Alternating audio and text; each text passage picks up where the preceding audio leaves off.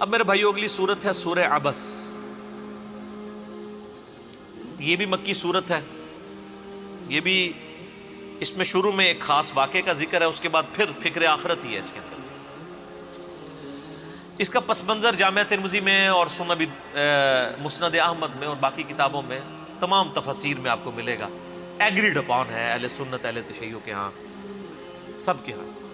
نبی علیہ السلام کے ایک بڑے لاڈلے صحابی عبداللہ ابن ام مکتوم شروع کے مسلمانوں میں سے تھے, اور اتنے لاڈلے اور لائق ترین صحابی تھے کہ نبی علیہ السلام نے ہجرت مدینہ سے پہلے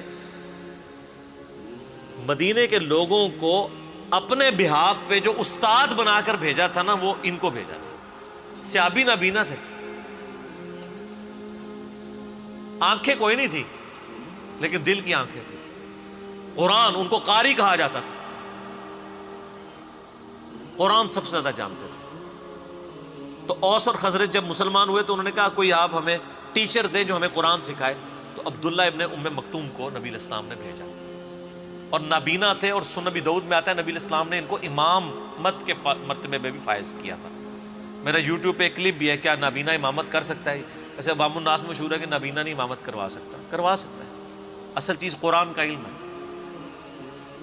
یہ بڑے لاڈلے صحابی تھے, اور یہ جو سورت کی شروع کی آیات ہیں انہوں نے میری زندگی بدلی ہوئی ہے دعوت کے حوالے سے. نبی علیہ السلام کافروں کے ڈیلیگیشن کے ساتھ ڈسکشن کر رہے تھے, اور ظاہر ہے کسی بھی ایک دائی کی بڑی خواہش ہوتی ہے کہ وہ کسی بڑے لیول کے بندے کو اپنی دعوت کا قائل کر لے تو اس کا پورا قبیلہ مسلمان ہو جائے گا. یہ خواہش کوئی بری چیز نہیں ہے, دعوت کی حکمتوں میں سے ایک حکمت ہے. نبی علیہ السلام کے پاس بھی کفار مکہ کے بڑے بڑے سردار بیٹھے ہوئے تھے. نبی علیہ السلام ان کے سامنے دعوت رکھ رہے تھے. اس دوران عبداللہ ابن ام مکتوم وہاں آ گئے. وہ نابینا تھے, انہوں نے نہیں دیکھا کہ حضور کے پاس اور لوگ بیٹھے ہوئے ہیں, تو انہوں نے آواز لگائی کہ یا رسول اللہ مجھے ایک مسئلہ بتا دیں آپ, میں نے دین کا ایک مسئلہ سیکھنا ہے.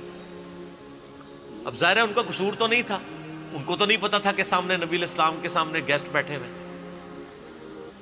تو نبی صلی اللہ علیہ وآلہ وسلم نے ناگواری کا اظہار کیا, زبان سے نہیں, آپ کے چہرہ مبارک پہ ناگواری کے آثار آ گئے, اور اللہ تعالیٰ نے انہی آثار کو قرآن میں سٹارٹ ہی اس سے کیا ہے. عبس وتولی, نبی علیہ السلام نے تیوری چڑھائی اور رخ پھیر لیا اس نابینا شخص سے. میں پھر کہوں گا کہ بابوں کا خدا اور ہے اور کتابوں کا خدا اور ہے. آپ کو جو کرٹسی اور اخلاقیات سکھائی گئی ہیں نا, قرآن وہ اخلاقیات نہیں مانتا. قرآن ننگی تلوار ہے, کیونکہ قرآن جو اخلاقیات بتا رہا ہے اصل میں وہ اخلاقیات ہے.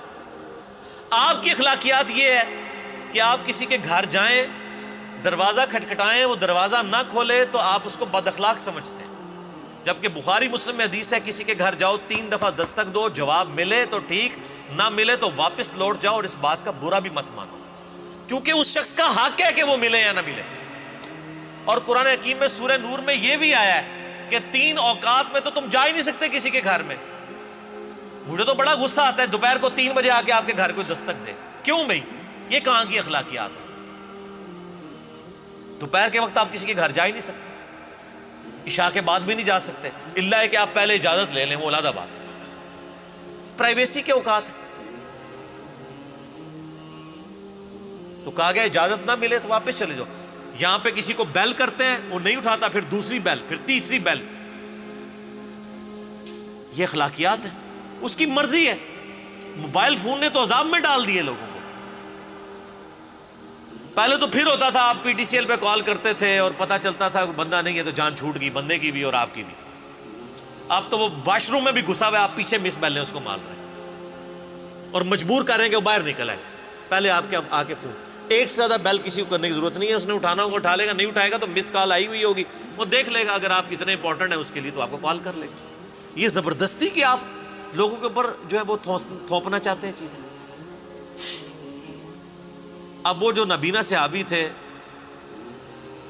ان کی وجہ سے نبی علیہ السلام کے چہرے مبارک پہ ناگواری کے آثار آ گئے. اگر ٹیکنیکل گراؤنڈز کے اوپر دیکھیں تو نبی علیہ السلام کا ایٹیچیوڈ بالکل نارمل تھا. ظاہر آپ دین کے لیے بیٹھے ہوئے تھے, لیکن سر اللہ بے پرواہ ہے. قرآن میں جو پہلے اپنے آیات سنی نا, انما انت منذر من یخشاھا, آپ تو صرف اس کو ڈر سنائیں جو ڈر جائے. اللہ تعالیٰ نے اپنے نبی علیہ السلام کے اوپر گرفت فرمائی, غصہ فرمایا کہ یہ جو کفار مکہ کے سردار آپ کے پاس بیٹھے ہیں نا, یہ سارے آئے ہیں چسکا لینے کے لیے, ان کو دفع کریں, اور یہ جو نابینا شخص ہے نا اس کو پروٹوکول دیں. میں بھی یہی کرتا ہوں. لوگ رابطہ کرتے ہیں نا, جو بڑا ضروری مسئلہ ہے, میں کہتا ہوں ضروری مسئلہ ہے تو ادھر آؤ, ادھر آؤ گے تمہیں تلیوں پہ اٹھائیں گے. لیکن ہم کسی کے ملازم نہیں ہیں کہ اس کے پاس جا کے اس کو دعوت و تبلیغ کا کام کریں گے.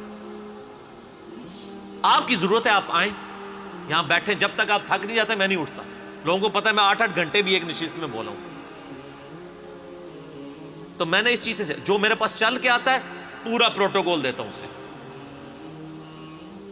نبی علیہ السلام کو اللہ تعالیٰ نے ڈانٹا کہ وہ نابینا تو آپ کے پاس خود مسئلہ سیکھنے کے لیے آیا تھا, اس کی طرف آپ نے تیوری چڑھائی ہے, حالانکہ آپ نے زبان سے کچھ نہیں کہا. اور یہ جو منوس ہمارے سامنے آپ نے بٹھائے ہوئے ہیں نا, یہ تو سارے چسکا لینے کے لیے آئے ہوئے ہیں. انہوں نے بات شاید کوئی نہیں سننی ہے, ان کو چھوڑیں. جو پاک ہونا چاہتا ہے اسے پاک کریں. تو اس چیز سے میں نے چیز سیکھی ہے کہ کسی کو لولو پوپو کرنے کی ضرورت نہیں ہے, چاہے بڑے سے بڑا انسان بھی ہو, اور اس کے آگے آپ اپنی آنکھیں بھی بچھا دیں جو خود سے دین سیکھنے کے لیے آپ کے پاس آتا ہے. میں نے اس سے یہ چیز سیکھی ہے. نبی علیہ السلام کو اللہ تعالیٰ نے اس نابینا شخص کے پیچھے ڈانٹا, اور اس کے بعد جب بھی عبداللہ ابن ام مکتوم آیا کرتے تھے نا تو نبی علیہ السلام پروٹوکول دیا کرتے تھے. آپ فرماتے تھے اس کی وجہ سے اللہ تعالیٰ نے میرے اوپر عتاب کیا ہے, یہ بڑا لاڈلا ہے. ہائے ہائے, عبس وتولی, تیوری چڑھائی اور رخ پھیر لیا. ان جاءہ الاعمی, صرف اس وجہ سے کہ آپ کے پاس ایک نابینا شخص آیا. وما یدریک لعلہ یزکی, آپ کو کیا معلوم وہ پاکیزہ ہونا چاہتا ہے. او یذکر تنفعہ الذکر, یا وہ غور و فکر کرتا تو نفع پہنچاتی اس کو آپ کی نصیحت. یعنی یہ تو نصیحت حاصل کرنے کے لیے ہے. اما من استغنا, لیکن وہ جو ہے بے پرواہ, یہ جو آپ کے سامنے ٹگے بیٹھے ہوئے ہیں کافروں کے سردار, فأنت لہو تصدی, آپ اس کی طرف تو توجہ کرتے ہیں. وما علیک اللہ یزکی, اور آپ پر کوئی ضرر نہیں ہے اگر وہ نہ بھی سدھریں. اللہ فرما رہے ہیں یہ جو سامنے آگے بیٹھے ہیں نا یہ نہ بھی سدھریں. آپ کا کام تو آپ دعوت دے چکے ہیں, پہلے بھی کئی بار دے چکے ہیں, یہ تو دفع ہونا.